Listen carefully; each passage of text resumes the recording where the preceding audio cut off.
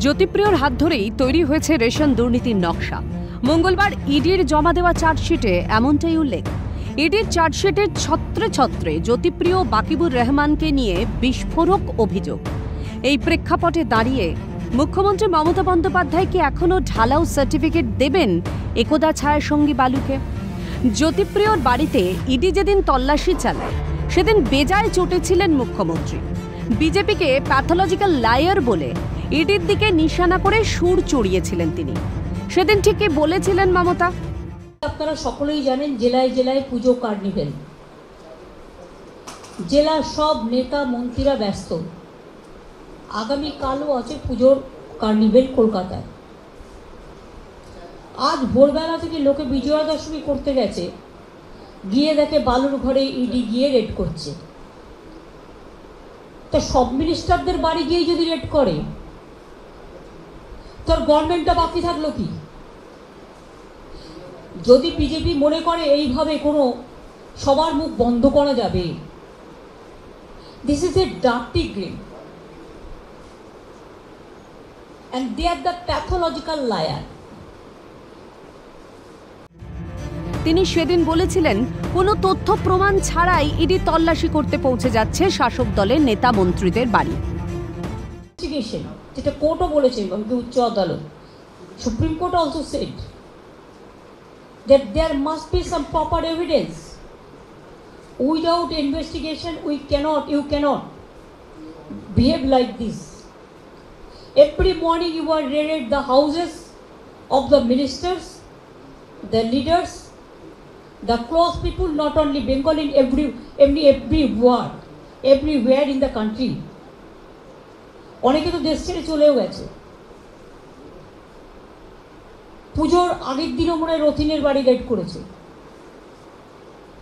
বালু এখন forest minister, তার বাড়িও রেড করেছে। কিন্তু ইডির চার্জশিট বলছে তাদের তদন্তে জ্যোতিপ্রিয়কে নিয়ে রেশন দুর্নীতি সংক্রান্ত একাধিক তথ্য হাতে এসেছে। প্রাক্তন খাদ্যমন্ত্রী জ্যোতিপ্রিয় মল্লিক কমপক্ষে 450 কোটি টাকা দুর্নীতিতে জড়িত। সরকারের টাকা প্রায় হরিল্লুট হয়েছে। গরিব মানুষের মুখের ভাত কেড়ে এই পাহাড় প্রমাণ দুর্নীতির সাম্রাজ্য গড়েছেন মুখ্যমন্ত্রীর প্রিয় বালু। মাননীয়া, এবার কি বলবেন আপনি?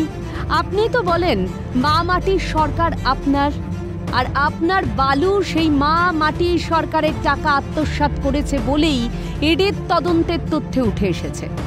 চার্জশিটে ইডি দাবি করেছে 100 কোটির দুর্নীতিতে 36 কোটির লাভবান বালু। 2011 সাল থেকে 2023 সাল পর্যন্ত চলেছে এই দুর্নীতি। এমনকি 2023 সালে সেপ্টেম্বর পর্যন্ত দুর্নীতি চলেছে বলেই মনে করছেন তাঁরা। 2021 সালে খাদ্যমন্ত্রীর পদ থেকে সরানো হয় জ্যোতিপ্রিয় মল্লিককে। তবে কি খাদ্যমন্ত্রীর পদ থেকে সরানোর সময় যে গুঞ্জন উঠেছিল জ্যোতিপ্রিয়কে নিয়ে, সেটাই সত্যি? প্রিয় বালু যে দুর্নীতির সঙ্গে জড়িয়ে পড়েছিলেন তা আজ করতে পেরেছিলেন মুখ্যমন্ত্রী? রাজ্যবাসীর কাছ থেকে বালুর কীর্তি চাপা দিতেই কি তবে খাদ্য দপ্তর থেকে সরানো হয়েছিল বালুকে? কিন্তু ততদিনে বোধহয় দুর্নীতির শেকড়টা ছড়িয়ে গেছে বহুদূর। বাকিবুরের মতো অসাধু ব্যবসায়ীকে সঙ্গী করে বালু দুর্নীতির সাম্রাজ্য বিস্তার করে ফেলেছে ততদিনে। মাননীয়া, এরপরেও কি বলবেন বালু কিছুই জানে না? ইডি কারোর কথায় জ্যোতিপ্রিয়কে বিপাকে ফেলার জন্য তার বাড়িতে তল্লাশি চালিয়েছিল। বিনা দোষে তাকে হাজতবাস করতে হচ্ছে। এককালের ঘনিষ্ঠ পার্থ, বালু, কেষ্ট একে একে জেলবন্দি। শিক্ষা, গরু, কয়লা, চাকরি, আর এখন গরিব মানুষের রেশন, তাতেও দুর্নীতির কালো থাবা। বাংলার মা মাটি মানুষের আর কত কি চুরি হলে তবে ঘুম ভাঙবে সরকারের? কবে আবার বাংলার মানুষ মমতা বন্দ্যোপাধ্যায়কে দেখবে দুর্নীতির বিরুদ্ধে গর্জে উঠতে, ঠিক যেমনটা আপনি দেখাতেন 2011-র আগে?